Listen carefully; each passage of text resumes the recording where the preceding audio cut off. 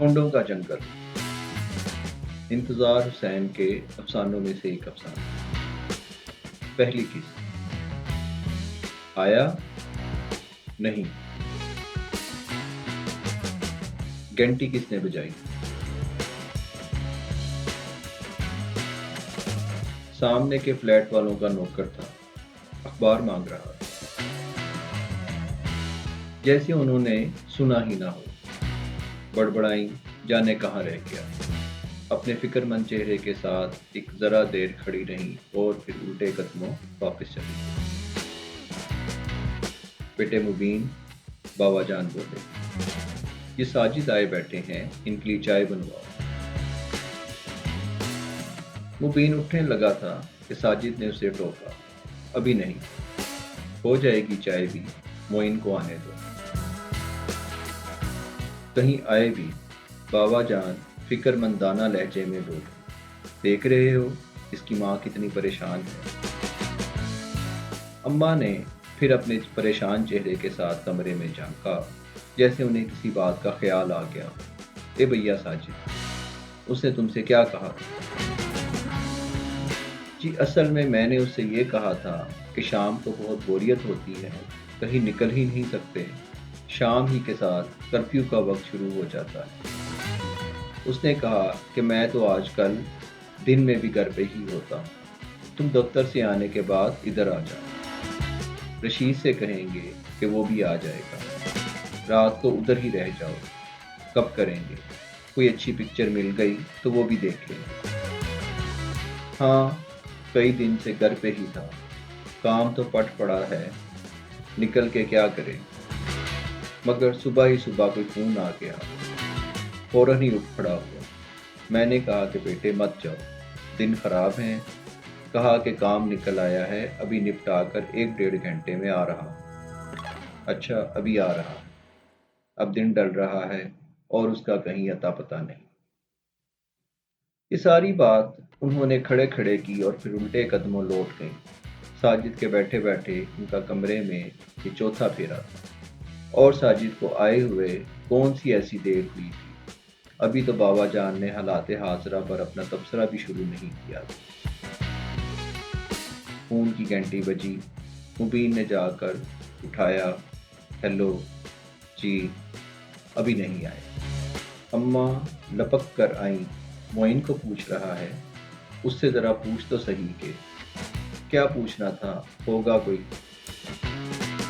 किस बेपरवाही से कह दिया कि होगा कोई, पता नहीं कौन है। सुबह भी उसके जाने के थोड़ी देर बाद फ़ोन आया था, फिर दोपहर को आया और अब फिर आ गया। पूछता है और फ़ौरन बंद कर देता है, जाने कौन है, कोई बेदी है या कोई। कहते कहते चुप हो गई और साथ ही कमरे से निकल गई। उनके जाने के बाद बाबा जान ने जुबान खोली, तुम तो बाहर निकलते हो, शहर में आज तो खैरियत रही या कुछ? सुना तो नहीं, अगर कुछ हुआ होगा तो कल के अखबार ही से पता चलेगा। हाँ, कल के अखबार ही से पता चलेगा। पहले तो शहर में ज़रा सी बात हो जाती तो दम के दम में पूरे शहर में फैल जाती। अब ये हाल है कि एक इलाका में क़यामत गुजर जाए, दूसरे इलाकों को पता ही नहीं चलता। अभी पिछले जुम्मे की बात है, हम वलीमा खा रहे थे, उधर शादी घर से 4 कदम पर दूसरा इलाका लगता था।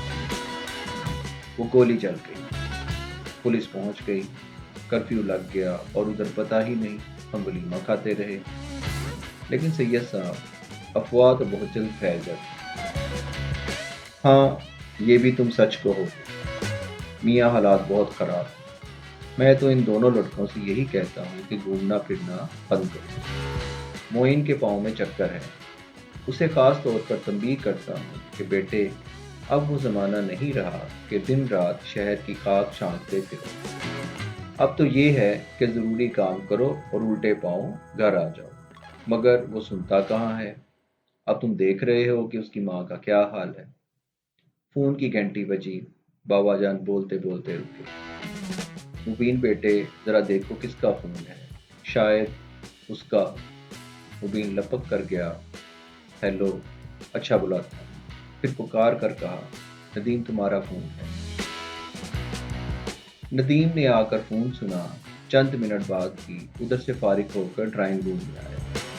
کتنا سکور ہوا؟ مبین نے پوچھا۔ 163۔ بس؟ بہت سلو جا رہے ہیں۔